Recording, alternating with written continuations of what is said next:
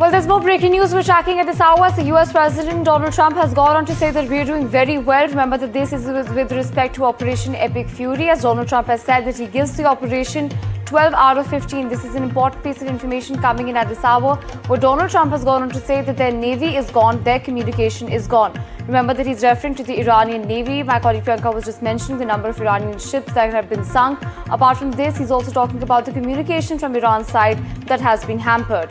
Well, going back to my colleague Priyanka on this, before which we actually have a bite of the US President, let's also play it out for you.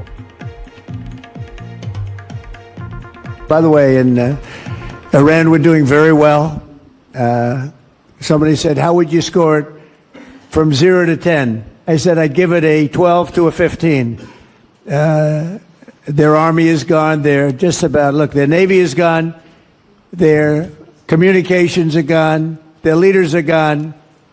2 sets of their leaders are gone. They're down to their 3rd set. Their air force is wiped out entirely. Think of it. They have 32 ships. All 32 are at the bottom of the ocean. Other than that, they're doing very well, Coach. Very well. We're doing, our military is doing phenomenally. That's the big thing for this week. We seem to have a new thing every week, but the situation with a very bad and very sick group of leaders who were killing a lot of people. A lot of our people were being killed. They were being maimed. They were being destroyed with their bombs all over the place, planted in roads, and we call them the roadside bombs, walking around without legs, without arms, face blasted, killed many, many people. And we had a choice. We could take it and go on like that for years or do something about it. And we did something about it. And people are very impressed with our military, and they admire our military with what happened in Venezuela, what's happening now, what's happened with the B-2 bombers before this, where they took out the nuclear capability or potential of Iran.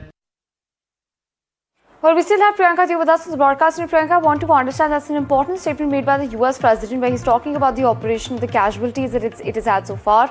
I want to understand what sort of a perception is this war creating back home? How exactly is domestic politics shaping up in the United States?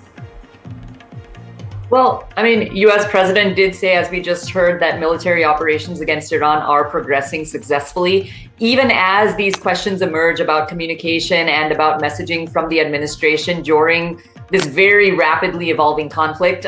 Speaking about the ongoing campaign, Trump did mention that the operation was performing beyond expectations. He told reporters that if the situation was scored on a scale of 0 to 10, he would rate it a 12 or 15. And he also claimed that military capabilities have been significantly degraded as of current status, stating that Iran's navy, its air force, and communication systems have been largely destroyed. Now, as the conflict evolving Iran continues to unfold, attention in the U.S. is also turning to how the war is perceived back home. Early reactions across the country show, I would say, a mix of support, concern, and caution among the American public. Some political leaders and voters say the military operation is necessary to counter security threats and protect U.S. forces in the region. Others, however, are raising questions about the duration of the conflict, the potential for escalation, the human death toll so far, the timeline, as well as the potential costs of this campaign. So public debate is also playing out across media platforms and policy circles, where analysts and experts are weighing the implications for regional stability, for global energy markets as well, and the risk of a wider confrontation in the Middle East.